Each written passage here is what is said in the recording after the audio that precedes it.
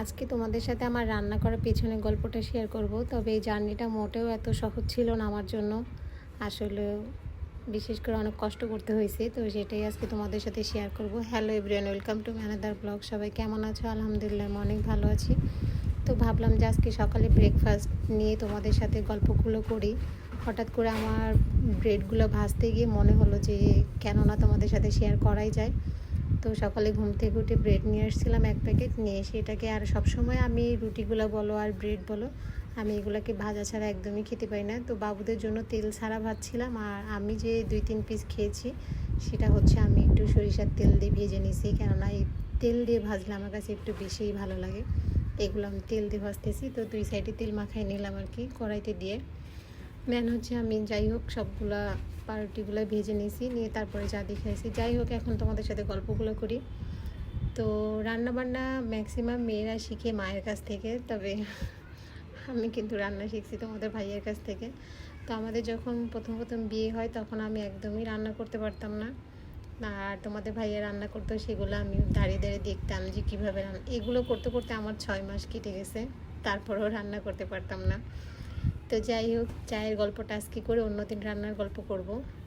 তো ফার্স্ট আমি একদিন আমার বাসায় মেহমান আসছিল, বলতে গেলে বলতে পারো হাইফাই মেহমান। যাই হোক, বলা যাবে না কে।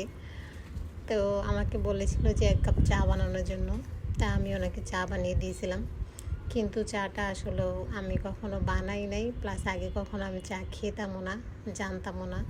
আর তখন এরকম তো ইউটিউব ছিল না যে দেখে দেখে বানাবো। যাই হোক, আমি যেরকম পারছি তোমাদের ভাইয়াকে ফোন দিয়েছিলাম যে চা কীভাবে বানায়, তো আমাকে শিখাই দিয়েছে ফোনে, আমি ওভাবে বানাইছি। যাই হোক, বুঝতেই তো পারতেছো প্রথম বানানো এতটা সুবিধা হয় নাই।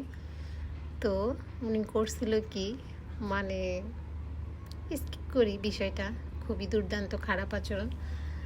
তো তারপর থেকে মনের মধ্যে একটা খুব খারাপ লাগলো যে একটা 1 কাপ চায়ের জন্য বুঝি আজকে আমার এই অবস্থা। আর বলাও হয়েছিল অনেক কথাই, আসলে বলতে অনেক সংকোচ লাগতেছে। যাই হোক, তো আলহামদুলিল্লাহ তারপর থেকে আমি চা বানাইতে পারি ইনশাআল্লাহ। এখন তারাই চা খেয়ে অনেক প্রশংসা করে যে হ্যাঁ, চাটা অনেক ভালো হয়েছে। তো তাদেরকে বলতে ইচ্ছা করে যে একসময় এর জন্য আমাকে কত কথা বলছে। যাই হোক, তো তারপরে আমরা 10টা-11টার দিকে তখন নারকেল বের করছিলাম। তো নারকেল দিয়ে চিনি দিয়ে মুড়িটা মাখা আমার কাছে অনেক পছন্দ, আর নারকেল নিয়ে আসলে বা সেটা আমি করি। তো এগুলো আমার ফ্রোজেন নারকেল ছিল, আমি আধা ঘন্টা আগে বের করে রেখেছিলাম। রাখার পরে আমি এগুলো মুড়ি মাখায় বাচ্চাদের নিয়ে খেয়েছি। তো আসলে আজকের এনজয়টা অনেক ভালো গেল।